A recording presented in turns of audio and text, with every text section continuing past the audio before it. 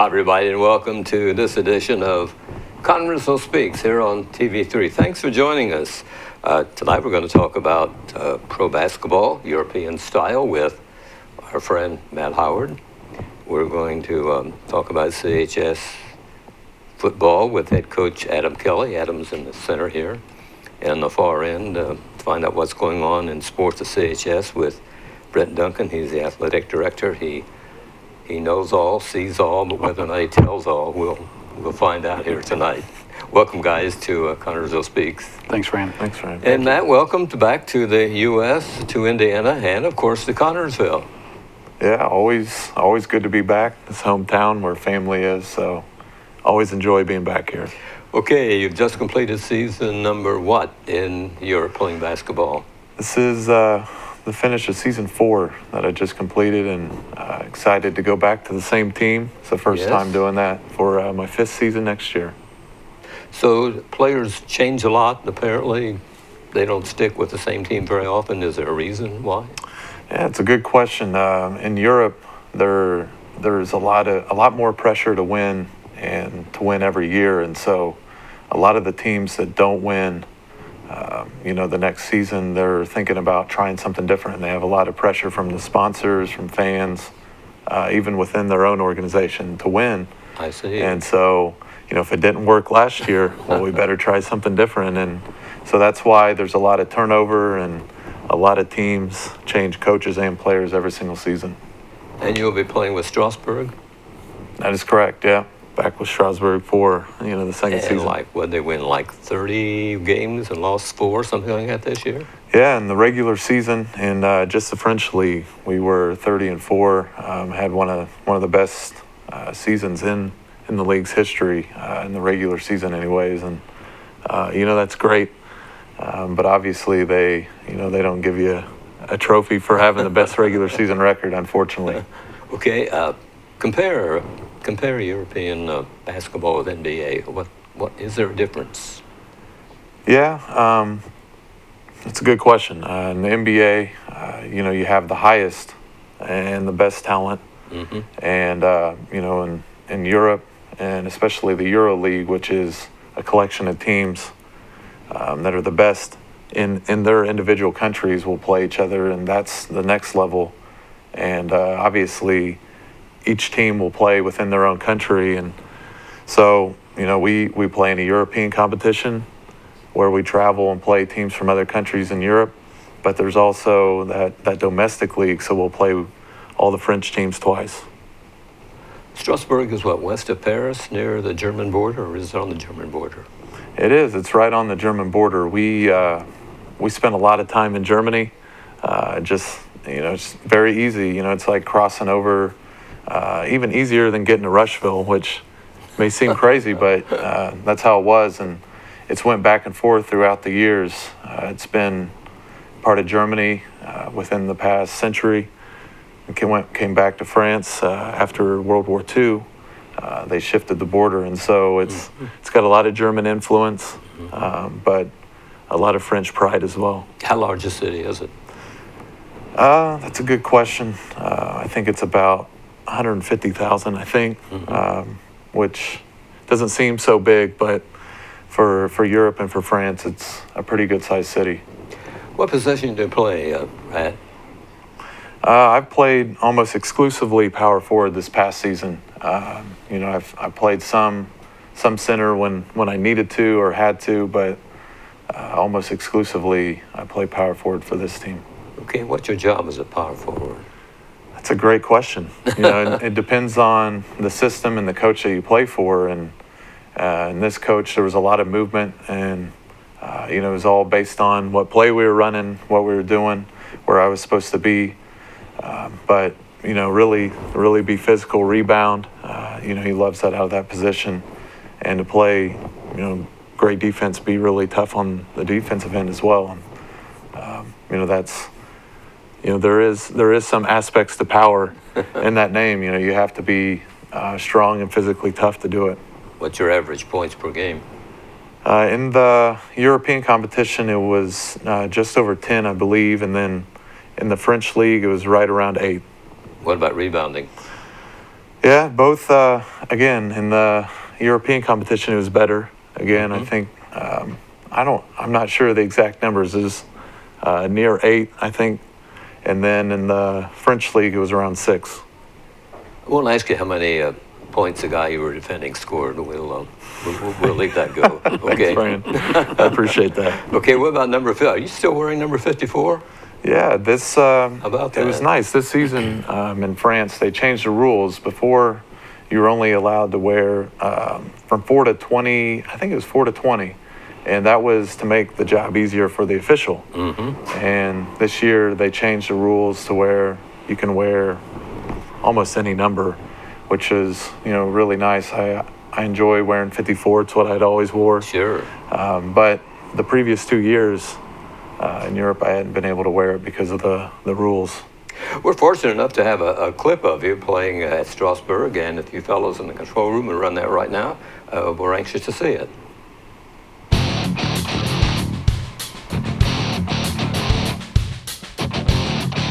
It's our game against Kazan, which is one of our Euro competitions in Russia.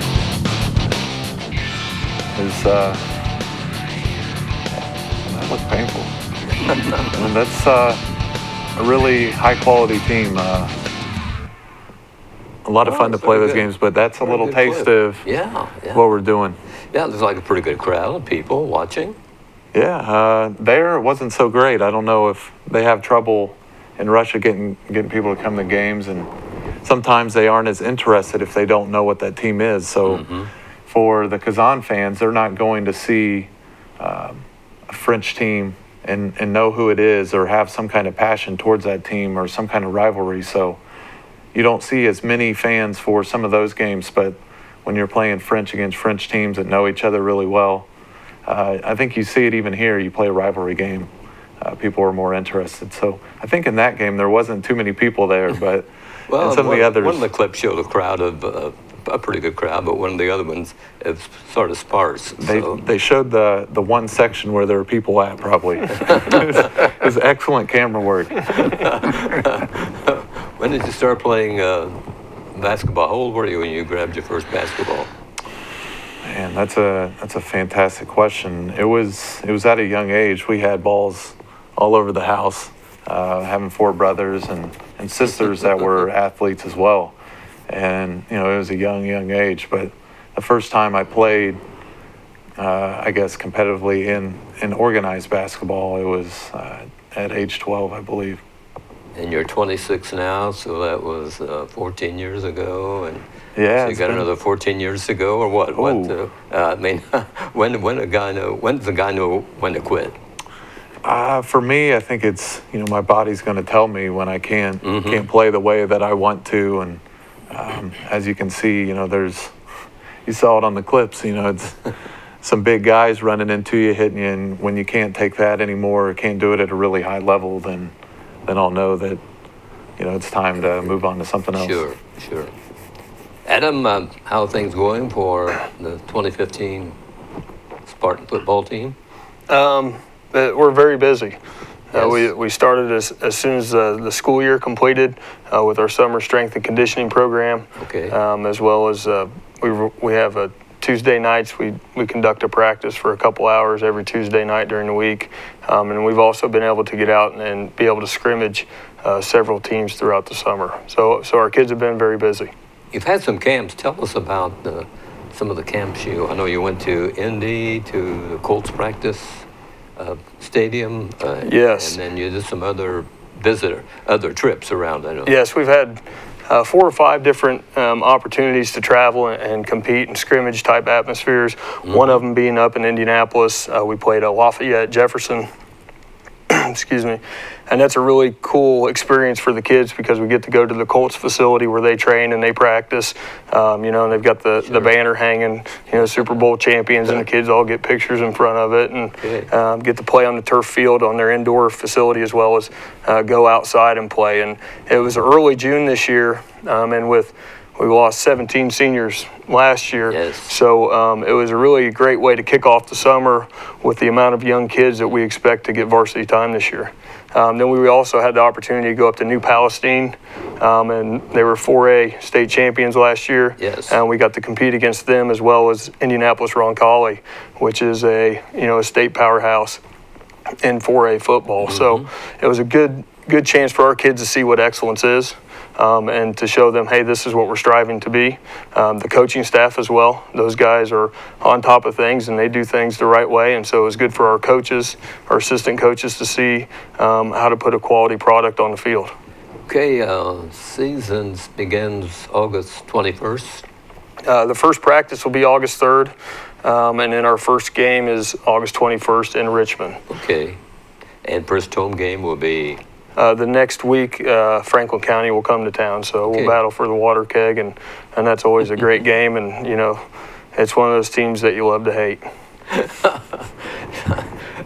You and Rushville, I know in your first year you defeated Rushville, and yes, you were extremely happy because that's the first time you defeated Rushville as a player or a coach. So yeah, I know the feeling that you must have. Yes, yeah. Okay. I love playing those rivalry games, like Matt had stated, are not more important or not necessarily more fun, but the atmosphere, the excitement involved in it really, it's part of the enjoyment of coaching and playing.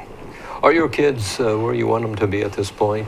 They are where they should be, but they're not where we want them to be. Okay. If that makes sense. Yes. A lot of young guys. We have veteran linemen, and we have a good core senior class. We have 10 seniors at this point that had previous playing experience. Not all of them with varsity experience, but have been on the team for a few years with us.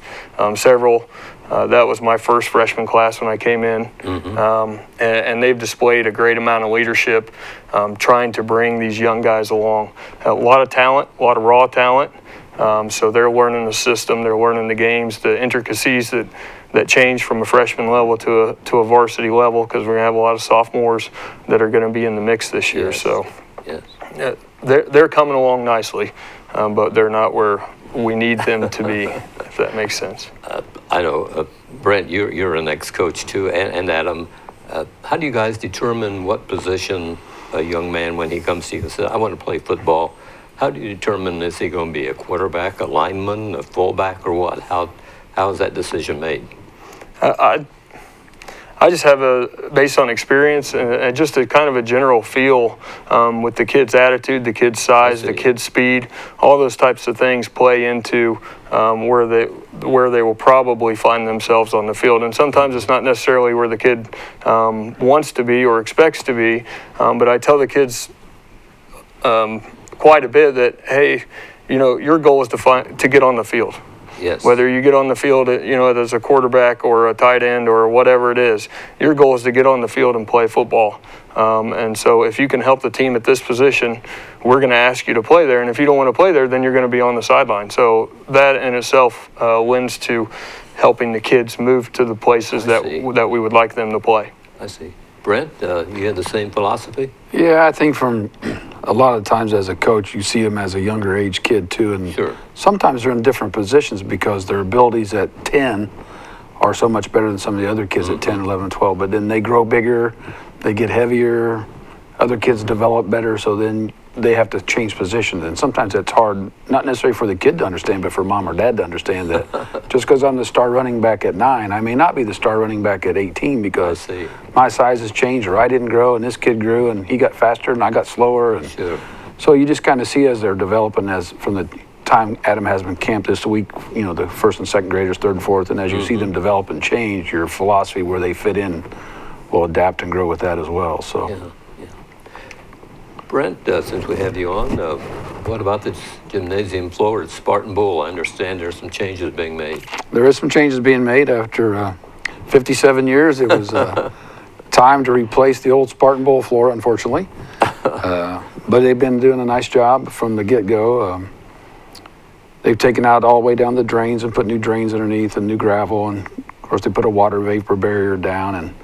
And we've been trying to take pictures each night and post them on our athletic website to see the changes on a daily basis. And right now we're just sitting in that, as I said the other day on the website, kind of watching cement cures, kind of watching like paint dry. So You don't see a whole lot of change right now, but it's got to sit for at least 28 days before they're going to do I anything see. with the floor. And the wood from the floor should be on its way from Wisconsin here in the next week or so, and it's got to sit for a couple weeks and adapt to the humidity and the temperatures of Indiana coming from, the northern part of Wisconsin's a little different temperature and I see. humidity, so it's got to adapt before they lay it down to kind of help avoid the warping and the changes in the floor. And then Cincinnati Floor Company is going to be the one putting it in, and they put in the Pacers and they put in the IU's floor, and they've done Shelbyville and Columbus North, so very reputable company. So it's just kind of right now on the wall, and it's just a slow process, but I think in the long run, it's a 70-year investment, so we hope it looks really good when it's done.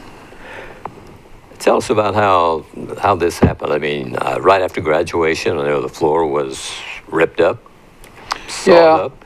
They decided that Monday after graduation they would come in and get started. And the company come in, and their first thought was just to try to take a forklift. If you haven't seen the pictures, they actually took a section of the bleachers off the cement and built a ramp and run a little bobcat down there and a backhoe down there, which I was quite amazed at seeing them down in the middle of the bowl floor. But they found that cutting it out in about 4 foot by 4 foot sections was their best opportunity, not only for the wood, but the cement slab underneath there came out in the 4 foot by 4 foot sections at about 1,300 pounds a section. So it's kind of been a nice little process to see how they were able to get all accomplished. And then once they got all the stuff down, they had to pour the slab, which they did in about 5 hours. And that was kind of amazing to see that whole bowl floor fill from dirt to cement in less than 5 hours. And by 4 o'clock in the afternoon, they're walking on top of it and spraying whatever they're spraying on it. So it's kind of been an interesting project. I would think so. So there's no action right now. We're waiting on the concrete to... Yeah, nothing moving. They've been watching the pictures on the website. It's like, I'm not sure they're going to see anything different because I go in and take a picture and snap it and put it on the web, and it's like, I don't know if anybody can tell, but it's just sitting there curing the amount of days it's got to cure before they're comfortable putting any weight and Okay, stuff so on the floor. that floor's been there since 1958, 59 season? 58, 59, I believe. 59. So, but I think the first game was in November of 58. So, As they say, if walls could talk, if that floor could talk, what... well, there were some What interesting it things might found say. underneath the floor, so it was kind of neat. So we actually found some 1960-some sectional ticket, 1972 sectional ticket. Yeah. Found an old roster. I'm not sure from what year, but Larry Sturgeon's on there and Greg Ellis is on there. So it's got to be sometime in the 60s because I think Yes. Larry Sturgeon was the athlete of the year somewhere in like 1966 or something like that. So, but the only team that was completely intact on that piece of paper was the Connersville Spartans. So I thought that was kind of interesting that the only team laying underneath that floor. But Yes. juicy fruit, striped gum. Somebody found an old pack of cigarettes that was down underneath the bowl floor. So it's been interesting to see what's been down there. Matt, you played a few games of Spartan Bowl on that floor? Yeah, quite a few, and he sort of destroyed my ego a little bit a few days ago. He told me that the rim had been about an inch low for all the years that I played there, and I thought, I could dunk so well, but then, I found you know out why. there was a reason for that. So that was pretty funny, but yeah, I played so many games there, and left some sweat. Probably Sure. a little bit of blood on Yes. some of those pieces before they were cleaned up, but yeah, it's a place that's meant a lot to me. Brent, tell us about the future for the floor is. What's going on? Well, the old floor is sitting in a warehouse, and Okay. we had our first sale last Thursday of the bigger pieces of the floor, which are basically about 4 foot by 4 foot sections, and then we will cut some down to 2 foot by 4 foot sections right now, and we're selling those. And we're actually going to have another sale this coming Saturday out at H&E Machine for the same size pieces from 2 o'clock to 6 o'clock Saturday afternoon. So if you're interested in a piece of Spartan Bowl floor history at that size, Yes. come on out. There'll be a future date where we'll cut some down to smaller sizes and sell them at some lesser prices. But right now I want to get as many people opportunities that want to do something special with a big piece of wood. Sure. And You can make a table out of it. I know J.B. Showalter, who played in the 90s, came and bought a couple bigger pieces, and he's got a brother-in-law that's going to make a table that can take a digital picture and lay it right down on top of the wood. So he's going to take a picture of the bowl floor and put the old bowl floor on his new table in his house. Good. So there's some interesting things that one person, Jake Gazelle's parents, wanted that piece because it had the block, and he said Jake only played on the block. So just the little stories that you got to hear for the 4 hours that I was out there of people, why they're buying it, and some were Spartanettes because they wanted a piece of the sideline because they danced on the sideline all the time. So It's just interesting how Sure the is. different things that people want because of the things their kids have or they had in there for the last 57 years. So. What are your plans for the center circle? Well, if I can find me a good cement guy in the southwest corner, if we can accomplish this, Okay. inside the gym itself, I would like to take the center circle and sink it into the cement and put a piece of safety glass or aquarium glass over the top. So when people actually walk in after paying their ticket, they walk in across the old center floor of the That'd be Spartan great. Bowl. So just a matter of finding the right people and the time and to get that accomplished. How big is it? How big is it? The actual center circle is 12 foot in diameter, which was a lot larger than I was anticipating. Yes. So it was cut out in a 13 by 13 square, and we have it safely stored and just waiting for the right person that can tell me how we can get this accomplished. So. Well, it sounds like a great project you have in mind. I hope you can. Well, I think it's a good piece of history, and for this, everybody in Connersville just to have the opportunity to come in and be part of it and get a piece of the history and see the old center court and walk across it at times. A little nostalgia for most people. And that'll be inside the main door there after you buy your tickets, and most people enter through that door. Well, I hope that's my plan. I just got to get it accomplished. And right now, I've had no takers. I'm sure there's somebody out there that can get it done, but the 4 or 5 people I've talked to so far have not got me very far yet. So. Maybe we'll find somebody tonight on the hoping. program. I hope so too. Matt, you're in town for a special reason. I know. Tell us what your plans are. Yeah, tomorrow we're gonna run the second time, our second camp, and it's the second time that we've run it. I can't say annual because I missed last year, but it's something that we want to do annually, and we're gonna have. It's a one-day thing. In the morning session, we'll have kids from kindergarten to 4th grade, and then in the afternoon, 5th to 8th, and we're gonna work on some of the basic fundamental skills of basketball, and try to reiterate the things that can make you a good basketball player. Who helps you in your program? Do you have some adult assistants? Yeah, I'm very fortunate, obviously, to have a brother who is coaching the freshman basketball team, and he's been incredible help to me. My brother Tim and Coach Brown has been incredible with the help that he's given me as well. And, obviously the foundation is working behind the scenes to get people signed up and going with the camp. And so there's a lot of people, a lot of the high school players have volunteered to help with it. So helps it run seamlessly. And there's a lot of people that behind the scenes that make that happen. How many youngsters took part in your first one?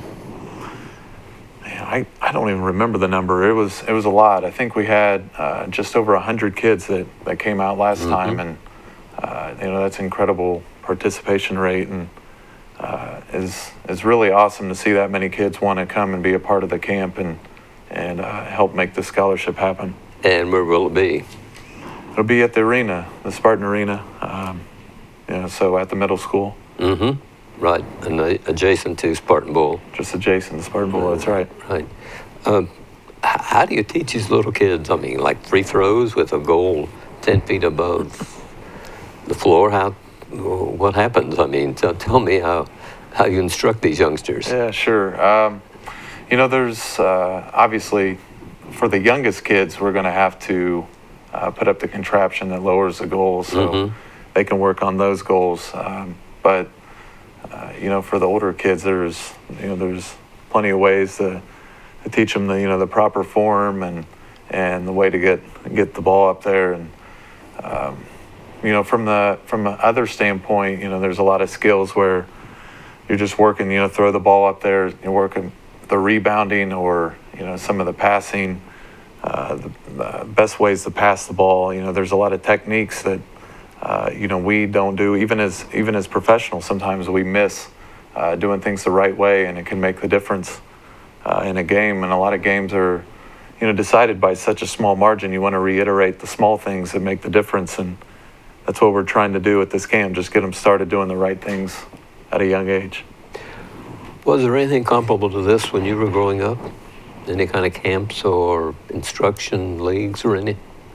Well, here in town, the basketball team always had a week-long camp that we could go to, and I did that a few times. And I don't think there was anything else on the side that was here that I remember, but there were always some some camps and small things to work on their skill. And I think it's really grown over the last few years how many options there are for kids to be able to work on their skills or go to a camp or find a place to work on whatever they want to with another person. And I think it's a good thing that they're able to find a lot more instruction these days. I'm sure the parents will be accompanying the youngsters, the younger little boys and girls, but what about the average fan? Can they come and watch? Anybody that wants to come can come. I mean, there's no problem with that as far as I know. I mean, if there were too many people, maybe they would try to stop somebody coming in, but I don't think that's going to be an issue, and anybody that wants to see what we're doing is welcome to do that. Okay, well, good luck tomorrow. Hope you have a good turnout. Thanks, Works well. Adam, speaking of camps, well, what's happening in the football camp line? The football camps last week, we completed what we classify our varsity camp, but as freshmen through 12th grade or seniors.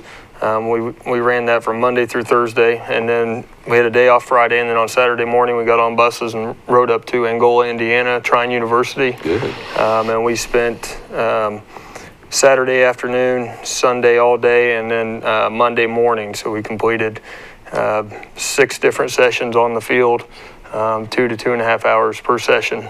It's a great way for our kids to bond. As well as, obviously get a lot of instructional work done. It's not, the university, all they do is provide us with housing and food. And there were 3 other teams up there, Shenandoah, Northeastern, and Cambridge City went. And so we would work, our individual skills sessions, those types of things.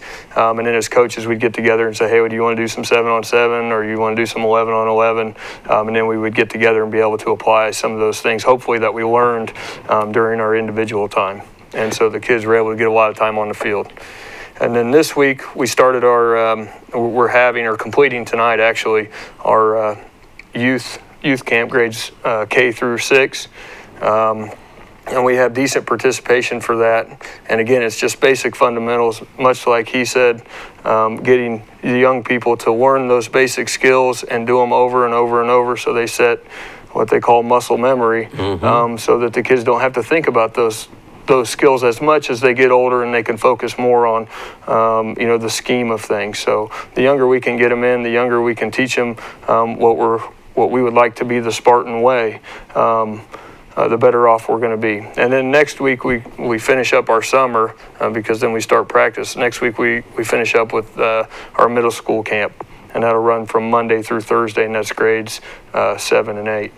A lot of youngsters involved in football, which I know was one of your aims when you came to CHS. Absolutely. Having large numbers and a sport that requires large numbers is extremely important. And obviously, we want to be able to field a freshman team, which we have for the past 4 years, and a junior varsity team, and then, of course, a varsity squad as well. Any opportunity for them to get on the field and get experience is a plus when they move on to Friday night. Do these youngsters play in a league, youth league, or something during? Yes, during the fall? Connersville Youth Football League is a part of Southern Indiana Youth Football, which is basically the Eastern Indiana Athletic Conference. Good deal. A couple years ago, we changed leagues. We were in the Whitewater Valley Youth League, I believe, where we played Cambridge City and Union County and some of those schools. And Connersville would walk through everybody. We were the biggest school by far, and Connersville would win both. We'd have 2 5th and 6th grade teams, and they'd be undefeated except for when they played each other. So the competition level wasn't, I don't think, where it should be for a 4A school. So we moved to that league. So they're playing kids in 1st grade that they're going to play until they graduate from high school. So it creates, I think, a competitiveness. It creates a drive. I talked about Franklin County. So they're having those rivalry games on through elementary as well as middle school and into high school. Sure. And our youth, we've kind of revamped our youth program this year. We've changed the board. We've changed out some coaches, young guys that have played for me over the past 3 years. Some that have graduated even just this past spring, that are going to head up our coaching staffs for our youth teams. We're hoping they will create an excitement and have fun with the kids, rather than and you see it in every sport, and you see it with a lot of teams, you know, where you get that overzealous parent that's coaching and maybe a little too hard, you know, I'm going to treat you like my coach treated me when I was a junior in high school, and then, you know, they don't come back. And so we're trying not to soften the expectations, but do what the game is intended to do, and that is to have a positive social and physical activity for the kids. I know you put a lot of emphasis on conditioning and having some new equipment foundation. Aren't they helping you Yes. at CHS? I'm glad you brought that up. The Fayette County Foundation, we received a grant from them. Connersville Athletic Department, Connersville Health and PE Department received a $20,000 grant from them late spring. And actually that equipment will be delivered either tomorrow or Monday. So right now, this morning, a lot of players and myself, we took a lot of equipment out, which we moved to the middle school. Been working with the middle school administration on finding a location to where we can start, we can get that equipment in there, and talk to the PE staff on what's appropriate for kids at that age as far as the right type of exercises. And so we can get a middle school strength and conditioning program going there as well, for all sports and for the PE department. And then we're getting 10 new, what they call half power racks. And what it's going to do, we don't have the biggest weight room in the world, but we do have one that's sufficient in size if it's organized correctly. And so this new equipment will really allow us to organize not just the classes, but our after school programs, our summer strength programs. And so, I mean, it's a huge plus. It's going to increase numbers, I think, and those that want to exercise after school as well as athletics. You know, kids like the new stuff. They like the flashy stuff. You know, Oregon does the helmets, and, you know, I saw a picture the other day where the Pacers are going to wear the Hickory uniform. So those are the types of things that society looks at, and the young guys and girls look at those things, and they want to be a part of those things. So that's part of it as well. Use that equipment year-round. I've been over at CHS during the winter with snow on the ground, and you've got your football players over there in the conditioning room, so it's a year-round thing. Absolutely. We finish up, and it's open to everybody. It's not just open to the football program, but it tends to be more football players in there, probably because I'm running the show at this point, as far as after school weights go. But they're in there year round, and we usually get a solid group of around 20 to 30 kids that get in there, and some will leave in the spring to go play baseball or run track. Some come after basketball season's finished up, so we open it up to them as soon as the football season ends. Good deal. Our phone number's on the screen if you folks would like to call and talk to any of these guys. I know they would be more than happy to speak with you, so don't be shy. Just call us at 825-3245 if you have any kind of a question or a comment for Matt, for Adam, or for Brent. Brent, the floor is not the only improvement thing going on, but before we move on to the tennis court we want to talk about, we do have a clip on the demolition at Spartan Bowl. If you guys would like to, we should have run this before, but I forgot about it. So if you guys like to run that now, that'd be great.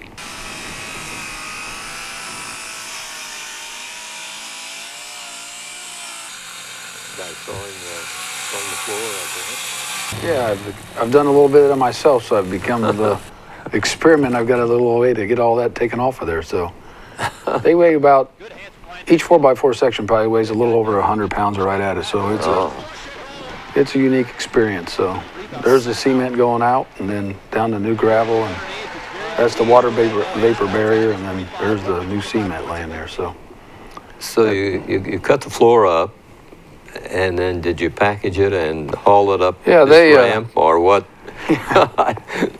we finally got to where we could get all the floor we wanted, and I went in on a Thursday night knowing that either tonight or tomorrow they're going to call me and say I have a day to get all up off the floor. And I went in and I flipped the lights on and my heart sunk because all the wood was on the floor, and I was thinking to myself, did I miss the memo that I was supposed to have it out by today? But the company that was cutting up actually toted it up the ramp for us and stacked it up along the edges. And then on a Friday night, 9 basketball players and six adults came in, and J.D. Miller, who owns H&E and is our varsity assistant, brought one down of his bander guys, and we all stacked them on pallets, and he banded them. And then on Sunday afternoon, J.D., myself, and Ty Miller, who just graduated, and Coach Brown went in and power jacked him to the door, and he brought his high-low down and shifted them out and put them on his flatbed and stored them for us. So it's kind of an interesting process, and I think the kids enjoyed helping. Sure. Of course, they got out early morning workouts on Monday, so if they come in and worked on Friday night, so they had a little incentive to get in there to help. But it's kind of an interesting project. It certainly looks like it. Let's talk about the new tennis courts. I know you're sort of proud about that. We've had some, over the course of years with Pam here before me, of patching and repairing, and I can't tell you exactly the last time they were actually all put in, but the financial committee at the board and the superintendent's office is, graciously decided, instead of throwing good money at bad project, that in July they put the bids out, and actually this week they started taking off the fence, and today they were digging out the old poles, and they're going to redo it from the ground up and put some new drains in so it doesn't sink. We had a couple cracks, and all of a sudden not only they were cracking, they were dropping an inch and two down, so whatever's underneath there is giving way. And so they're going to try to retile it so that the ground doesn't freeze and thaw so bad, and get the water out from underneath of it, and then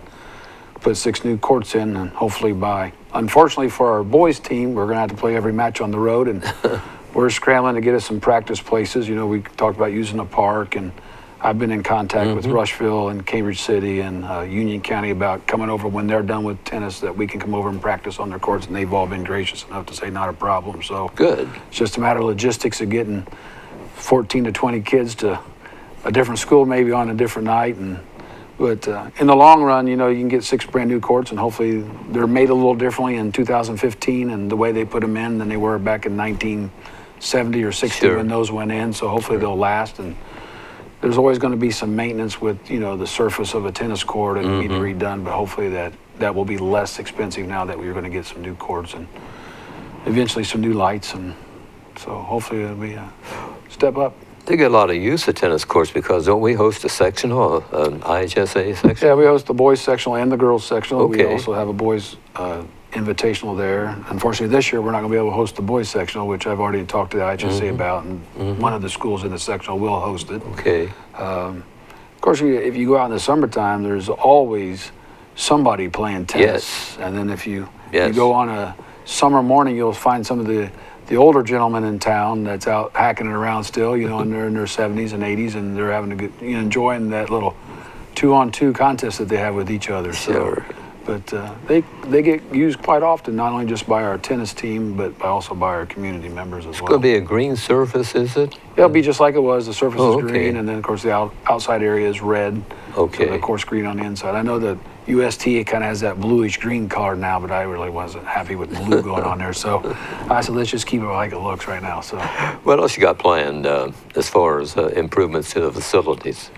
Well, if you've been inside the loop, outside the high school, what we call the loop, the walking area, yes, where softball and soccer is, it's kind of been lacking in some needs of upgrading and facilities for restrooms and concessions and a true press box for softball and soccer. So with the help of the Building and Trade School this coming school year, that's going to be their big project. They're going to build a press box concession stand restroom out in the middle of the loop. At some point in time, Adams practice field will disappear.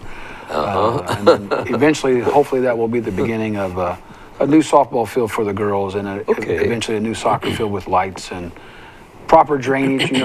I've not been around since those been there, but Mr. Judd has been around since those have been there, and they've never really been drained correctly. It was just, here's a place to put it. Our soccer field is actually probably a little bit on the small side compared to what you can have. Yes. So that'll be good for our kids, and anytime you can upgrade your facilities for what we need now, that's a plus for down the road, and hopefully, in the long run, maybe some kids attracted to your school because of the facilities that you have. You can't truly go recruit, but if they see what you have, sometimes they might tell mom, dad, hey, I'd rather play on this than that. So there's a double-edged sword there, So that'll be north of Spartan Stadium. Correct, in between the high school and the football field. Okay, and the building where the swimming pool is that Columbia? I'm not sure. Yes, that's Columbia. Okay, so it's in that area. Correct. Okay. So that's a great plus for us. Yeah, and how far away are we on that one, on that project? Well, that'll be the, I would say it'll start about as soon as school gets ready to start, because that'll be the vocational school's big project for the year. The building and trades guys are going to kind of do the block work. The company they can't do it all, but the company that's in charge is more than willing to let our kids help, which will also help with costs, because labor costs will come down because we're using our own kids, and that's good experience for them in that class. And then Coach Sargent's class is electrician class, and so they'll help do some of the wiring that they can do. So it's a win-win for them because they're getting experience of building and doing things for their classes. It's win-win for us because it's less expensive because of labor, and then we get a good facility out of it. Sounds great. Sounds great. Matt, when we were talking about your event tomorrow, I forgot to mention it's for boys and girls. I'm not sure if it is, isn't it, for boys and girls both? I mean, because girls basketball is getting big, so I'm sure there are little young ladies that are interested in what you can tell them. Yeah, absolutely. We'll accept anybody that wants to come. A couple of Coach Thompson's girls are going to be there, so good. You know, if the girls are more comfortable working with the girls, then they're going to be there. And anybody that wants to come, boys and girls, everybody's welcome. I think everybody can enjoy basketball in some way or another. Okay, eventually down the road, the foundation. Would this be a scholarship type thing being given to someone, or what? Yeah, I guess I could share the backstory to it. It's very interesting. When I was at Butler and we made the Final Four the second time, my parents weren't sure that they were going to be able to make it down just financially, or with how far it was, and it is very expensive there. And a lot of people in the town gave money, and they were able to make it down and had extra money left over. And they thought, it would be a great idea to start a scholarship out of it. And so that's what they have done. And so this camp over the last 3 years now, what we've been trying to do is continue to raise money for it. And have done that through the Fayette County Foundation. And we're at the point now where we can start to give a money scholarship out of it. And, each year that's how we're trying to move forward. Yeah, that's a great project, and the best of luck. Hope it works out real well for you. Yeah, I appreciate that. Okay, way back in 2007, remember that I think you were a senior that year at CHS. How about a clip from one of the games on the 20th of January, Anderson Highland. Here's Matt Howard in his CHS days. Here, Newcastle and Richmond. Tough shot from Ryan Henderson. Looked to force it. Good offensive rebound by Matt Howard. That is that you with the ball. Good look underneath because Gary McGee just had no answer that time. It's been so many years. Matt Howard. He had cut. The steal from Matt Howard. My style has not improved at all. Matt Howard says, "Get that shot out of here." Eric Winkler will probably call the low ball. Marginally. Matt Howard tries to work inside. Good spin move, and he's going to pick up the third foul of Gary McGee, and that was part of the plan there, trying to draw fouls on that guy. He was a problem in the middle. He's going to get the shot to the ball. We saw last time he was able to clear out Pittsburgh, no problem at all. Obviously, really? That's correct. Matt Howard with a block. It's going to be out of bounds. How about that? But I think from my standpoint, watching that play, it's just the motor that he brings to the game. The relentless energy, the nonstop. Every ball there can be mine. A great play from Ryan, but like I said earlier, he's made that look less impressive now that we know that the rim was an inch lower. I think it'd been that way for many years, is what I was understanding. There you go again. Yeah, for some reason I don't enjoy it as much now. Well, maybe all you guys Duncan on has caused that to come down. Bent the backboard a little bit forward, maybe. Some great clips. Get that shot out of here. However, I think we're fortunate to have Channel 3 that's able to come in and broadcast our games and let our... Yeah, we're really tickled to death that a lot of communities don't have a government channel like we do, and I'm not sure people appreciate it, but I think they should. Well, I would think in the state, for media coverage between the TV and the radio, we have to be one of the better areas in schools to be fortunate to have that. Thanks, fellas, in the control room for the clip. Brent, before we get away, I want to talk about your booster camp. I mean, this is the time of the year you start putting your programs together that the folks receive when they come to the games. Tell us about it. We're in the process now of, anybody that's willing and wants to, you can become a member of the Spartan Booster Club, so to speak, and based on your dollar amount that you contribute, you can get ads into our fall and winter program. And then you get special privileges at basketball games or football games, depending on what the membership is. And then we use that money to help buy our awards and our plaques and our uniforms. And it's just for us, it's just a money revenue for us to help get our programs and the equipment and things that we need. It's also great advertising for the people in the community that want to get their name and their business out. And it's a win-win for us. And they're out there in thousands of programs on any given night, and everybody's looking at their ads and seeing. And of course, we as a school want our local patrons to go to those places and use their businesses for supporting the Spartans. And it's business for them, and it's great for us, and it's super advertising for them. But if you're interested, you can call us at the athletic office at 825-2900, and we'll be more than happy to talk with you and tell you what we have to offer.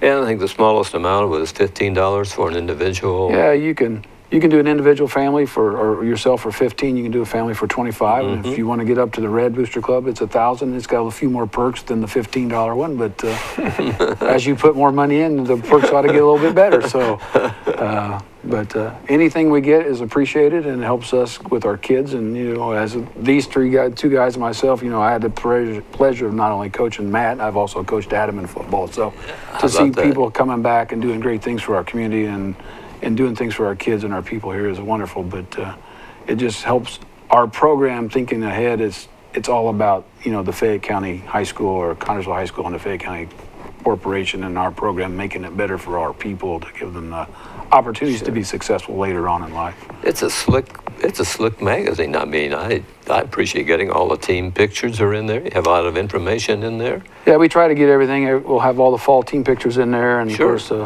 Back to Brunsman's Graphics now has put that program together the last few years, along with C5 from the year before. And, it's always a double-edged sword because people want your business, so but it's nice to keep it locally, and they've been able to help keep the cost of that down a little bit for us of putting that program together. So. And again, it's free to the people when they come to Absolutely free to come and watch the game. Just buy your ticket and you can take the program home every night.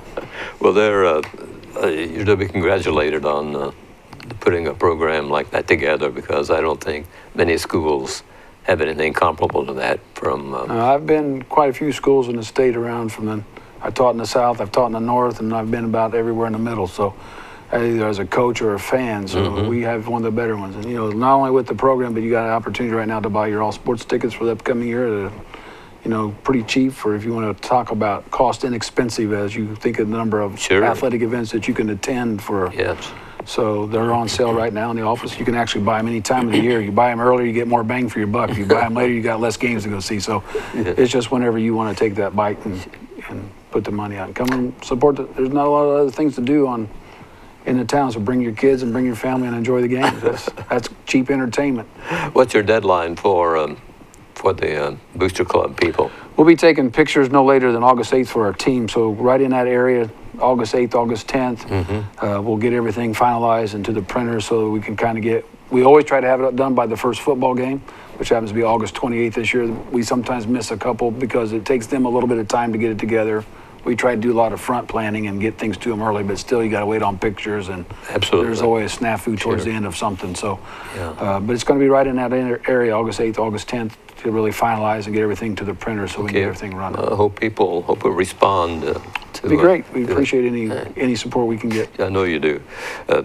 Matt, you're an academic All-American at Butler. I'm going to ask you three guys about the importance of, when you're in sports, keeping up with your studies. Matt, talk about that a little bit, about how important that is. Well, for sure it's important.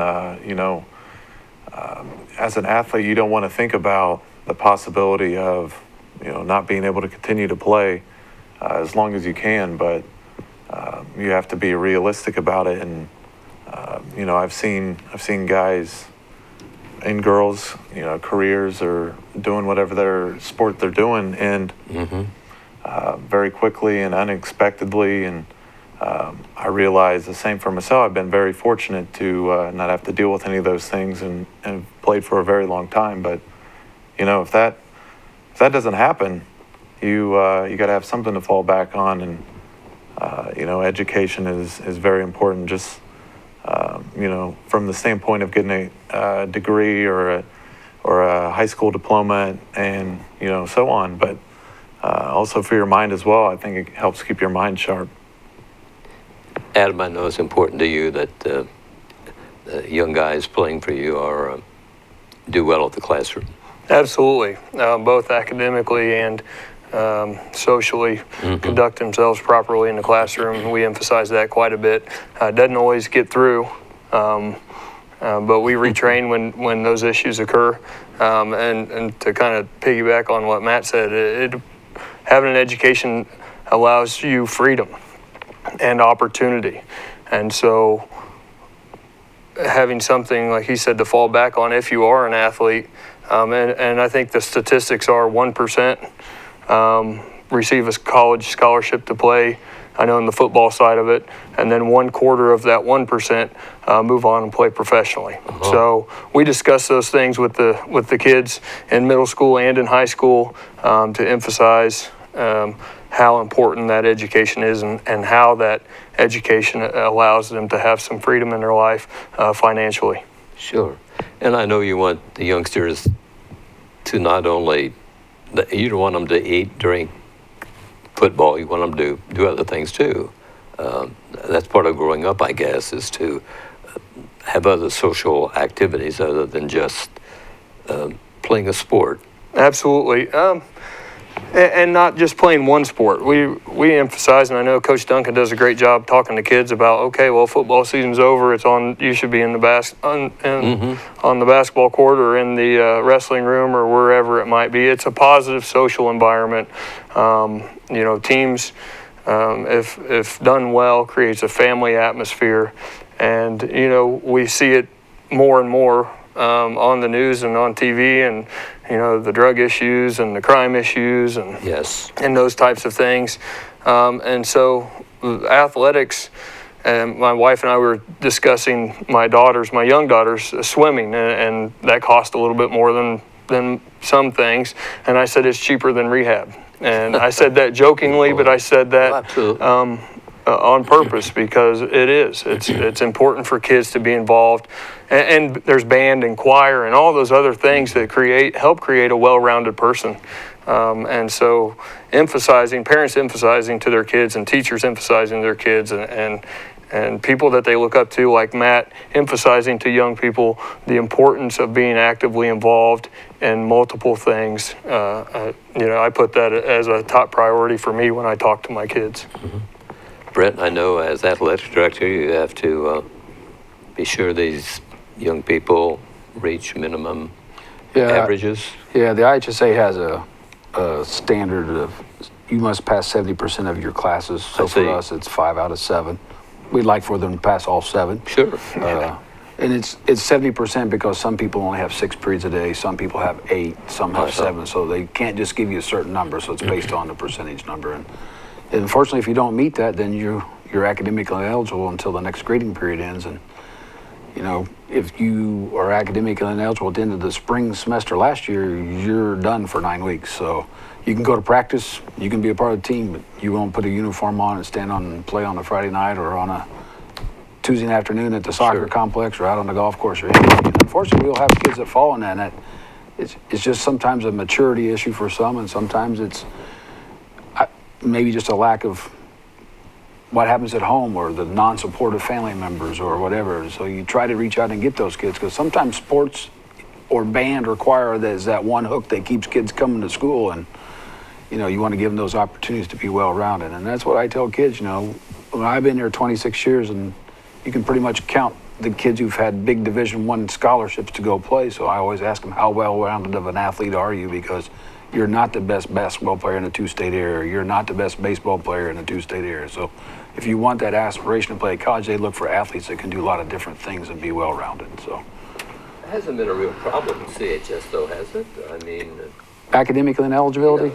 Not in the 26 years I've been here. We probably have a maybe 1 or 2 a year if we're lucky. So, or if I'm on the bad end, I should say. So, but it's been pretty good, I have to say. So. I think so too. Talk about the other fall sports coming up. I know they're Well, we got boys and girls soccer, cross country boys and girls, boys tennis, girls golf, volleyball, and of course football.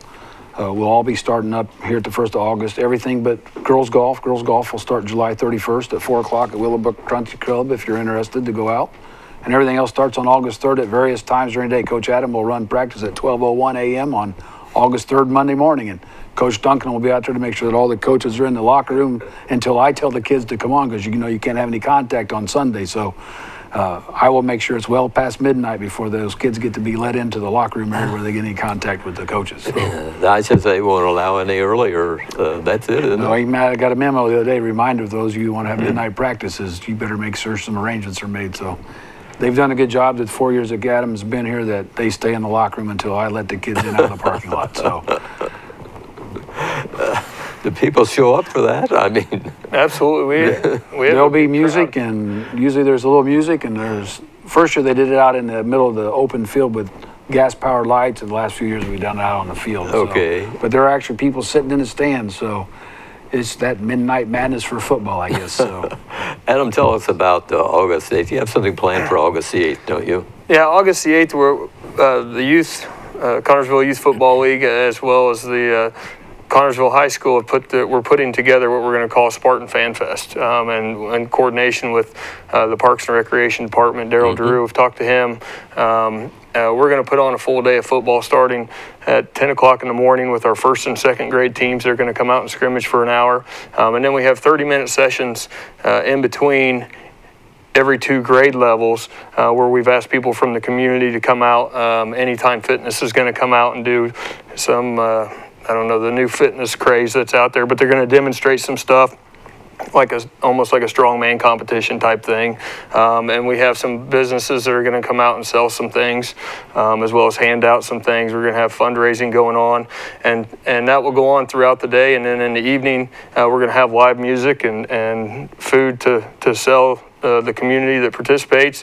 The players will get to go on to the pool. They get a free entrance into the pool, and then we'll finish it all off with the varsity crew, and then we'll have a pool party after that. So it's a full day of football, and again, hoping to get the community involved and see what we're doing, and get them out to support us. Is that in conjunction with the Colts and the blood drive? Did you tell me, Brent? Yeah, I think the Colts, the last few years, Adam's done a blood drive for the Colts. So many schools around the state, so there'll be a blood drive on the same day that's involved with the Colts in their system, and it's a good experience. Of course, my sister works for the blood company, so I know if I'm around, she'll be begging me. But unfortunately, I'm going to be out of town that day, so I keep my blood this time. But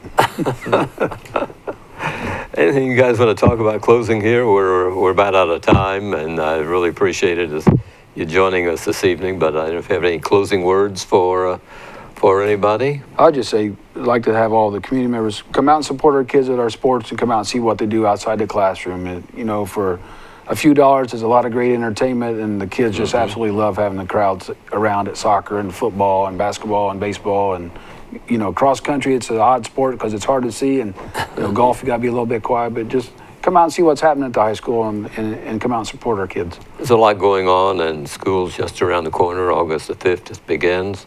So, folks, get your tickets as soon as you can, and be ready to go. Matt, appreciate you coming. It's always good to see you, and best of luck tomorrow. And I hope you can have that every year.